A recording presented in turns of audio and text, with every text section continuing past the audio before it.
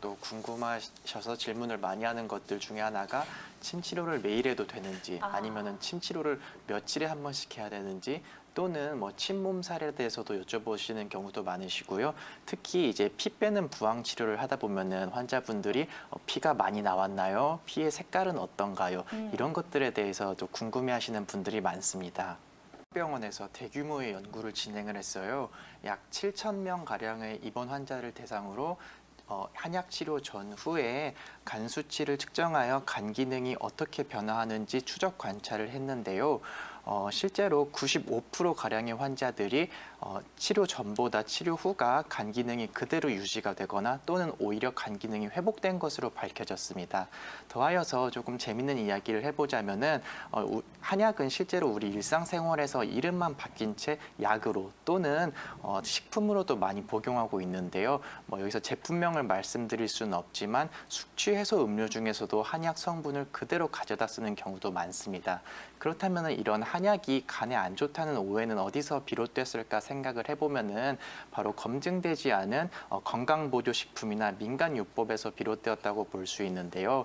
명백하게 검증되지 않은 안전성 때문에 이제 그런 민간요법으로 인해서 예를 들면은 간에 좋다고 알려진 헛개나무나 또는 뿌리 이런 것들도 심지어 한의사의 처방이 없이는 복용했을 때 간에 해로운 작용을 있을 수도 있습니다. 어떤 약이든지 너무 과도한 양을 복용하거나 또는 농축된 양을 오랫동안 장기간 복용하게 되면 간에 부담이 될 수 있기 때문에 한약은 한의원에서 한의사의 처방에 따라서 복용하시는 게 가장 안전하다고 볼 수 있습니다.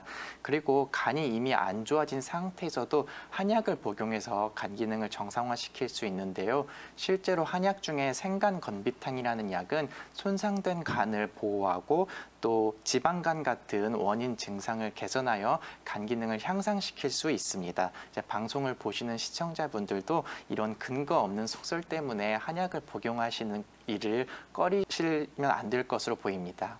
도 됩니다. 실제로 한방병원에 입원해서 치료받으시는 분들은 하루에 2번 또는 증상에 따라서는 하루에 3회에서 4회까지도 침치료를 받고 있습니다. 침치료 받는 횟수는 이제 담당 한의사의 치료 계획에 따라서 받는 게 원칙인데요. 보통의 경우에는 급성기에는 치료가 매일 이루어지게 되고 점차 증상의 경과에 따라서 주 5회에서 4회로 줄여나가는 경우가 많습니다. 그리고 치료 후 반응에 따라서도 그런 치료의 간격 그리고 횟수, 강도가 달라지게 되는데요. 특히 이제 침몸살이라는 반응이 나타나는 경우에는 담당 한의사와의 상담을 통해서 그런 침 치료의 강도나 횟수를 조절하시는 게 좋으시고요. 또 한 가지 이제 피를 빼는 부항 치료를 받았을 때 피가 많이 나왔나요? 또는 피의 색깔이 어떤가요? 라고 물어보시는 분들이 많으세요. 이런 경우에 사실 이런 피 빼는 부항, 즉 습부항은 국소 부위의 혈류순환을 개선해서 모세혈관의 충혈 또는 일부 혈관의 파괴를 유도하여 통증 물질이나 피로 물질을 효과적으로 제거하여 인체 기능 회복을 촉진시키는 효과가 있습니다.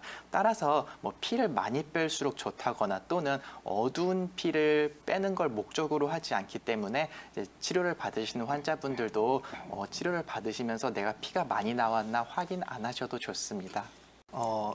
한방 의료기관에 유통되는 의약품용 한약재의 경우에는 식품용 한약재와 구분이 되어야 되는데요.